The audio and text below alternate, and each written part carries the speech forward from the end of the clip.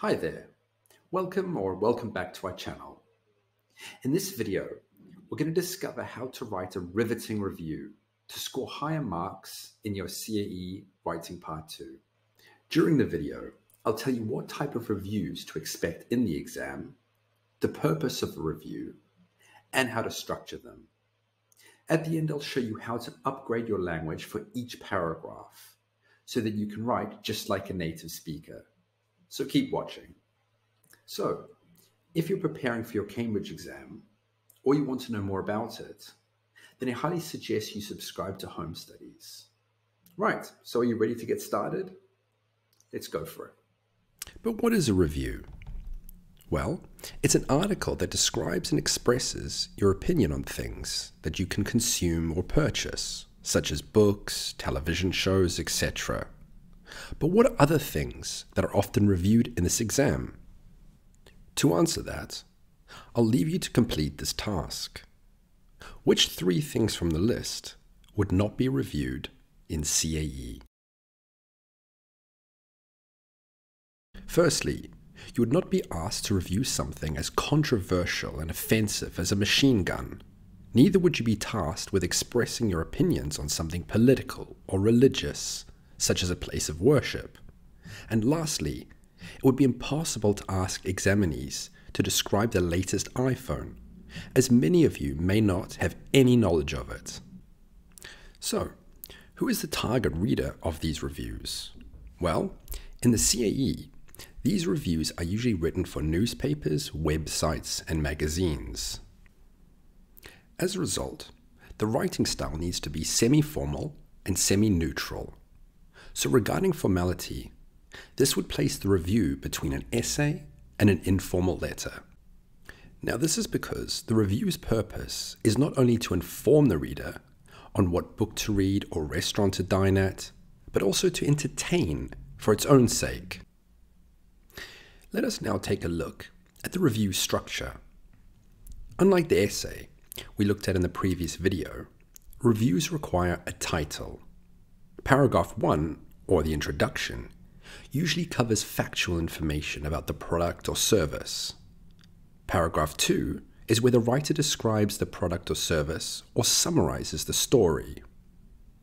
Evaluation is the purpose of the paragraph 3. Here the reviewer states whether they like or dislike what is being reviewed, and why. And finally, the conclusion is a simple recommendation. So let's take a look at title conventions. So as brevity is one of the factors that markers look for, it should be a maximum of 5 words. The first letter of each word needs to be in uppercase or capitalized.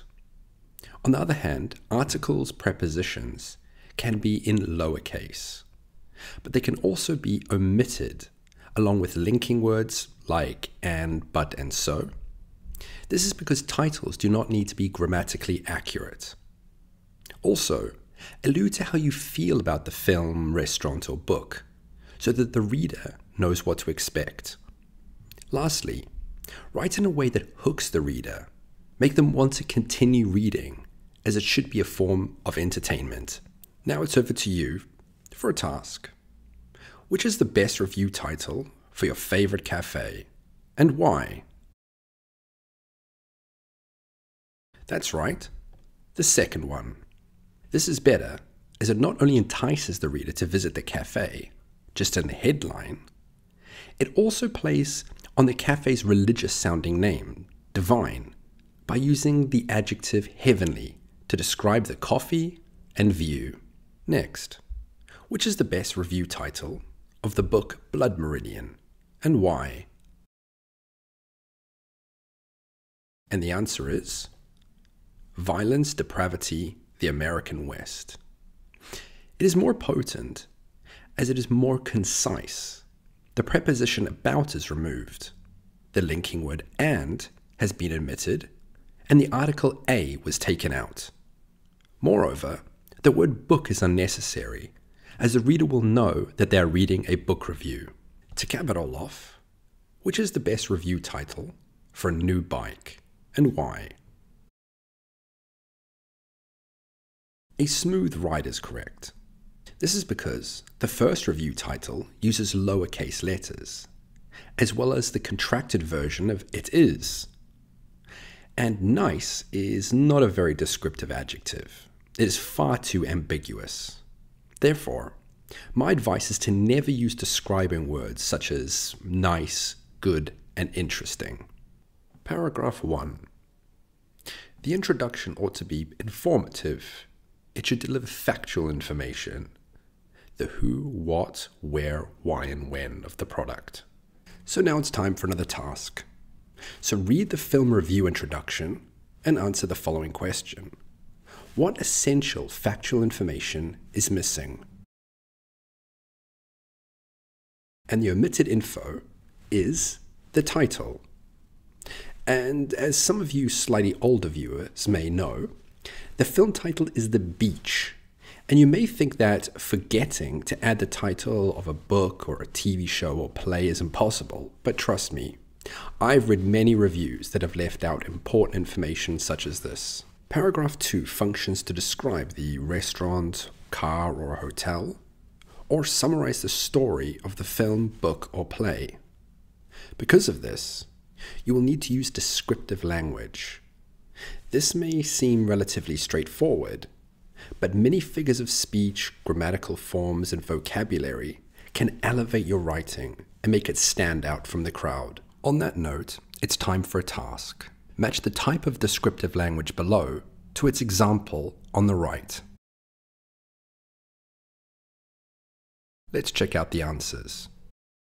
Similes are a descriptive method where one thing is compared with another, using like or as. In this instance, the car's engine roars like a tiger. Metaphors are similar. However, instead of using as or like, their technique describes a thing or a person as something else. In this case, the acrobats are putty, not like putty. Hyperbole. This is essentially an exaggeration. Obviously, the reviewer's ears did not literally leave the show without him. But this over-the-top language creates a really visual picture in the reader's mind, and it's also rather amusing. Onomatopoeia. These words sound like what they mean, such as cat's meow or dog's woof. These words have a very dramatic or poetic effect on the reader. You can hear the sound inside your head. Emotive language. This is the use of language that is meant to make the reader feel something. Therefore, use verbs, nouns, and adjectives that conjure joy, sadness, or in this case, disgust. And lastly, pathetic fallacy. This is a type of personification in which emotions are given to an object, setting, or even the weather. For example, using the verb dance, which is usually reserved for people, is used in the sentence to describe lights. Usually paragraph 3 is concerned with evaluation, stating whether you liked or disliked a product or story. Therefore, let's check out ways to enhance your evaluative language. This task requires you to match the types of evaluative language below to its examples on the right. So, let's go over the answers. Opinion phrases such as personally speaking indicate that this is the writer's viewpoint. The same is with personal pronouns such as I. Evidential words or phrases, which include since, because of, and due to, are used to demonstrate the reason for your evaluation. Triplets, or as some say, the rule of 3, is when you give 3 short reasons for an assertion. So, why is wok around the clock the hottest eatery?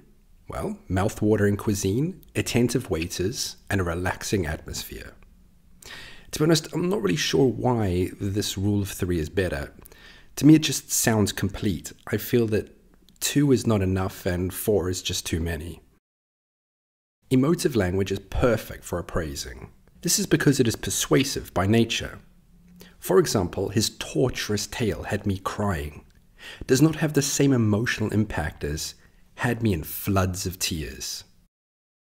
And finally, hyperbole is also an excellent tool for assessing. Like emotive language, it is forceful. This is exemplified by the fact that obviously a laptop will not revolutionize your life, but it illustrates more clearly that the reviewer thinks highly of the product than just stating this device will make your life a little bit better. And the final paragraph is often a conclusion. Would you recommend it or not? The language of recommendation is most effective when using the devices below. Thus, match the types of recommendations below to its example on the right. So let's take a look at the answers. No recommendation is as convincing as using an imperative command. Simply instruct the reader to do something by starting a sentence with an infinitive verb. A rhetorical device implies its own answer. As you can see in this example, the question is followed by an imperative command. This is, therefore, a really strong recommendation. Suggestion or recommendation in the verb form is a slightly softer rhetorical device. On the other hand, it is still effective. Remember, always follow suggest or recommend with either a noun or a gerund. Use should or ought to with an infinitive verb to state that something is a good idea to do. Once more, opinion phrases like, as far as I'm concerned, personalize a recommendation. The second conditional is an excellent piece of grammar to impart advice. Similar to opinion phrases, it humanizes a recommendation as it places the writer in the reader's shoes. Congrats, you've done it. I hope that you're now feeling more confident about writing a review. If you believe that this video was beneficial, please feel free to click the like button or share the video on social media. And don't forget to leave your example of a headline of your favorite film in the comments section below. We'd really love to hear from you. Have a lovely day and see you in the next video.